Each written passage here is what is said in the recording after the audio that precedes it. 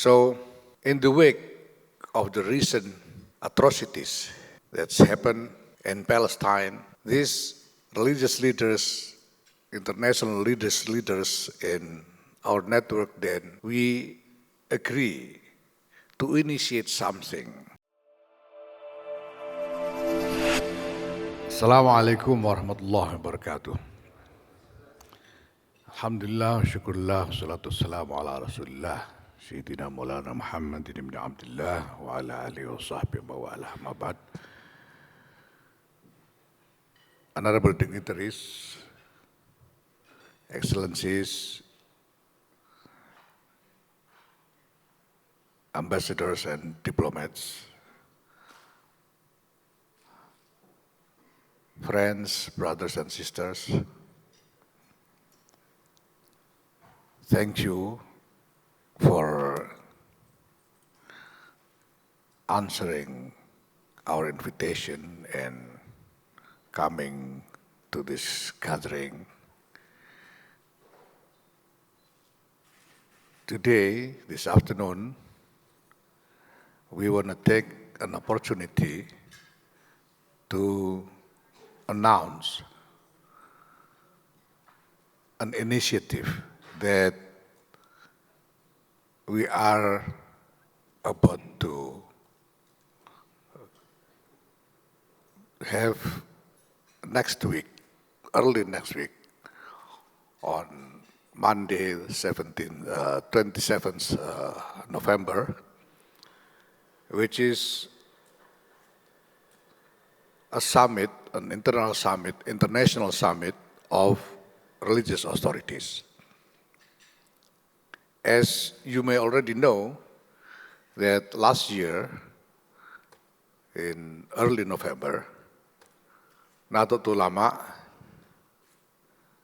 with the blessing and support from Indonesian government,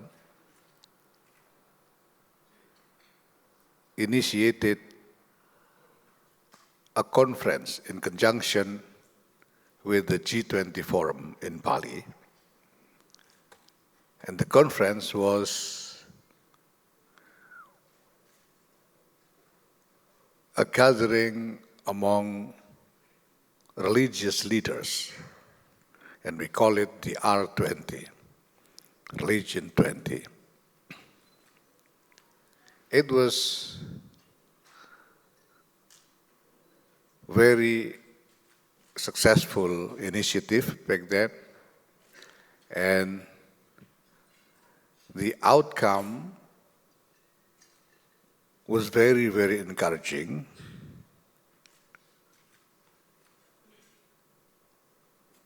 That the religious leaders who were involved in the conference and discussion in our R20 forum last year, they reached a shared commitment. They were very, very enthusiastic with the initiative, that they came to a shared commitment to make the R20 not just a forum, not just a gathering, but they want to make it a movement, a global movement among religious leaders. And since then, we developed a network, a working network among religious leaders.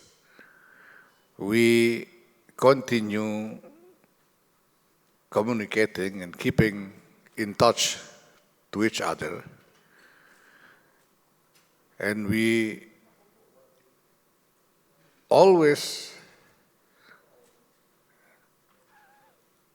communicate among us on any important issue that comes up in our international dynamics.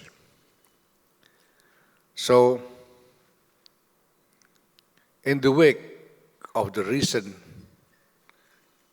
atrocities that's happened in Palestine, these religious leaders, international leaders in our network, then we agree to initiate something that we hope will be more decisive and more significant in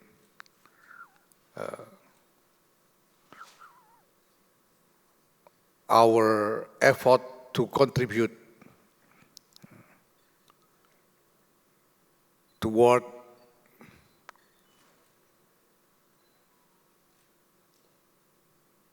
the solution of the problem that we have there.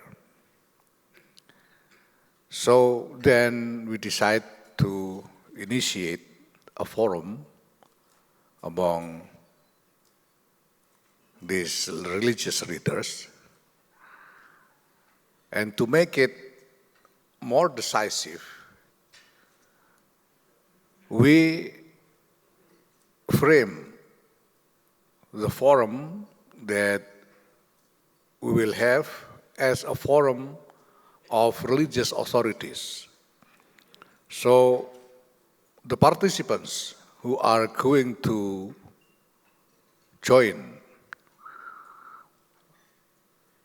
the forum on the 27th of November, next Monday, are religious leaders who have authorities among their community. The authority to provide religious guidance, and also the authority to influence opinion and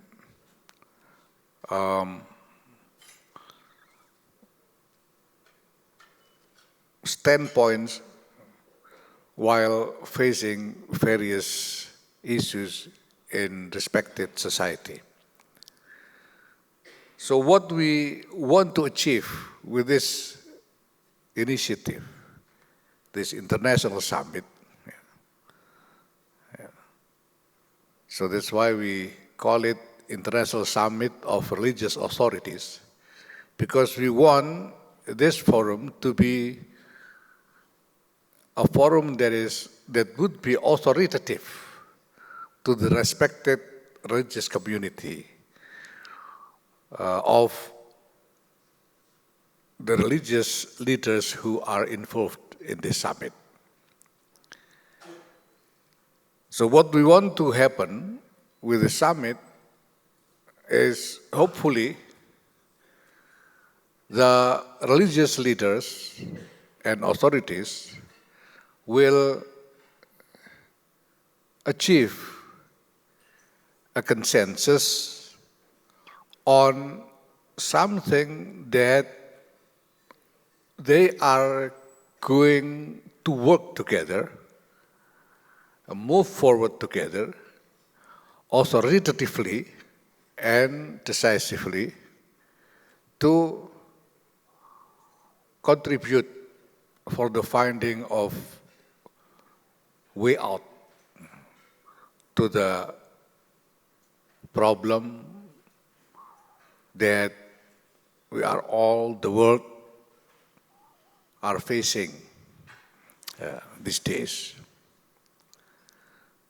So the topic that we choose to discuss for the summit next week is the role of religion in addressing violence, the violence in Middle East, but also elsewhere in the world, and addressing the threats against the rules-based international order. We choose this topic because we see that the fundamental problems the fundamental root of the problems of conflict that are still happening until today and becoming even more and more severe, actually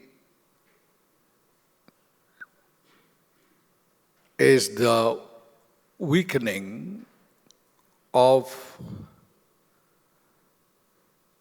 an order, an international order that should be built upon a consensual rules among various nations. We had this consensus after World War II, but many of global actors are not really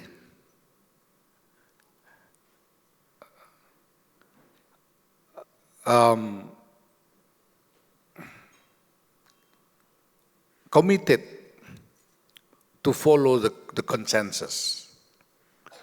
Well, it is this consensus that we are all rely on to guarantee a more stable and secure international dynamics.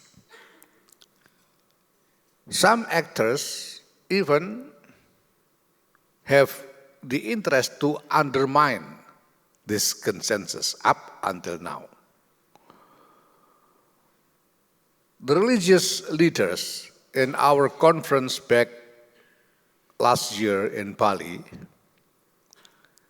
they already came to a shared awareness that although we have a history of conflicts in the past, we cannot continue doing it because conflicts in the context of our current reality is actually unaffordable to all humanity. We had the experience, the history of centuries or even thousands of years of conflict as the pattern of interaction among different identities, including different religious identities. It was the establishment back then. Conflict was normal back then. But the world then came to realize that we cannot continue this pattern of interaction anymore, that we need something to develop, to establish a new order that will prevent conflict of identities and guarantee a more secure and stable global dynamics. So international community then managed to reach a consensus for that. But the consensus, which was the UN Charter signed by various leaders of nations right after the World War II, and then after that,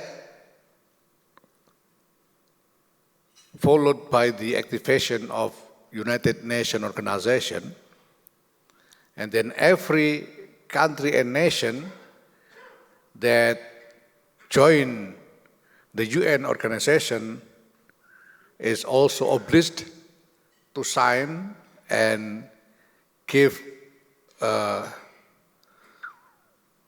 agreement to that charter,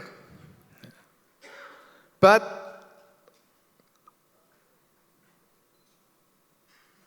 what is written in that charter is a vision that still needs for us to struggle for, because it's not yet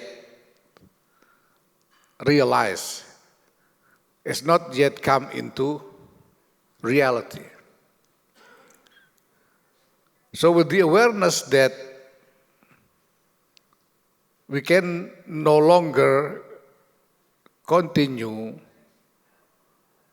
the pattern of conflictual relationship among different identities, then religious leaders, on behalf of their respective religious communities, come to a consensus to fight and struggle together to strengthen this international consensus for the sake of all humanity. So, the atrocities that we still are experiencing until now, especially what is happening in Palestine, is something that is within this context of problem.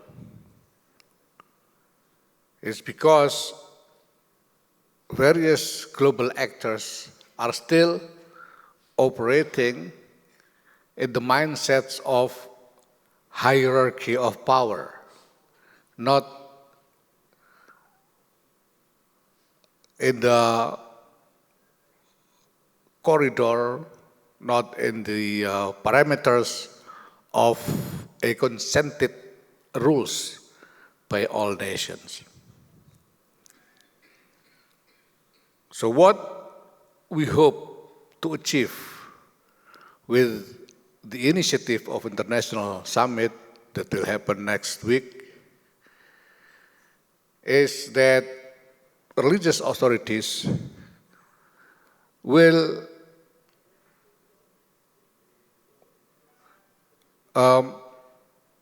mobilize all the power that they have to march together, move forward together, to put their influence on their community, to put influence on any circle of policy making that is within their reach, to move forward toward settling the problem with a solution based on the commitment to strengthen the rules-based international order.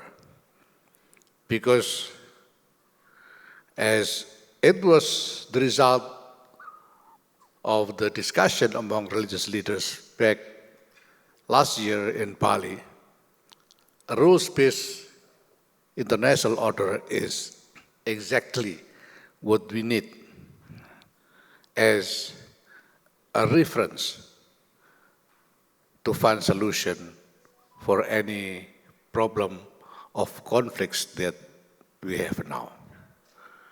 And also, we hope that with a joint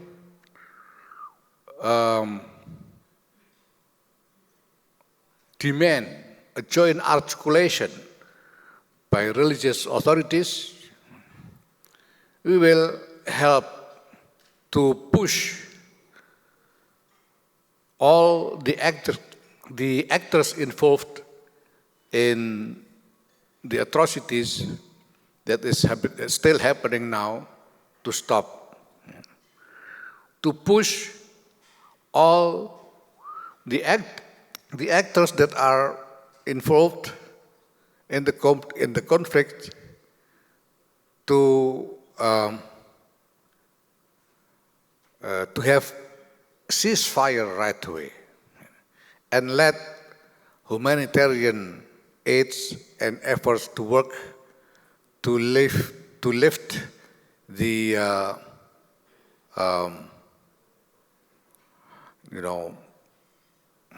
the difficulties that are experienced by people on the ground, like especially in Gaza.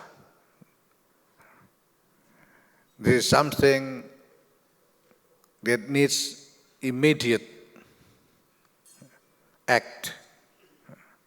Hopefully, we don't have to wait until Monday that something is done to address this atrocity.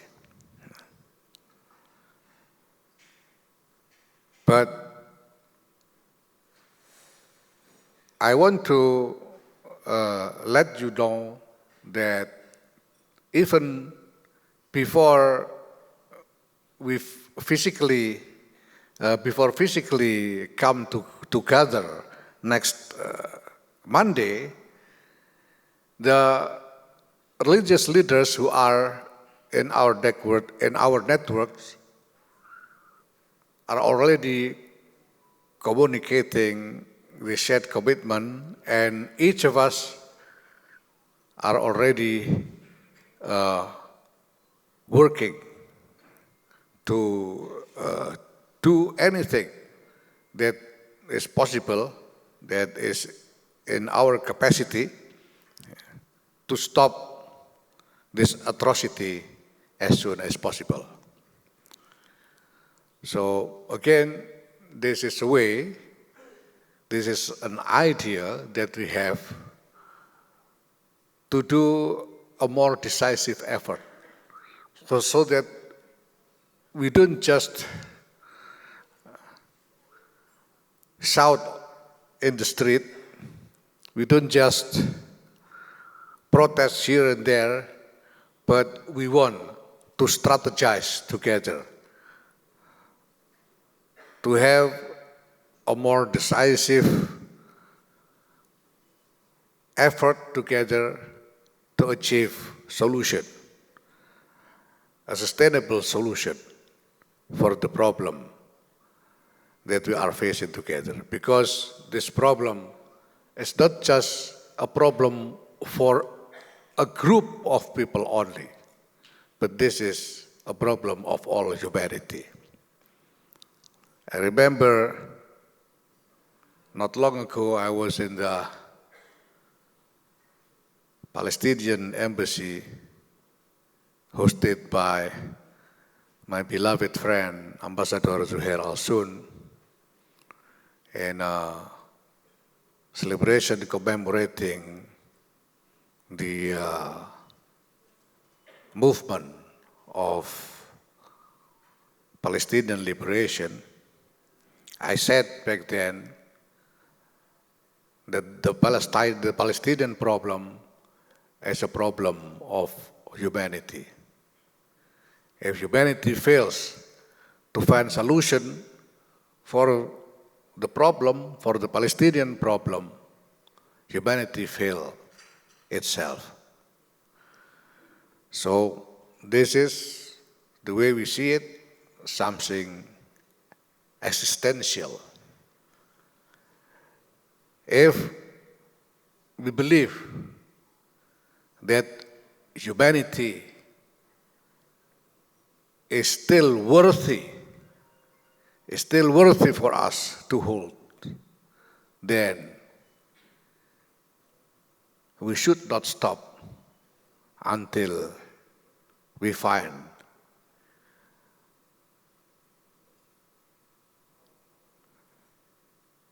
a solution for the problem of our Palestinian brothers and sisters, and also for other communities and people who are facing similar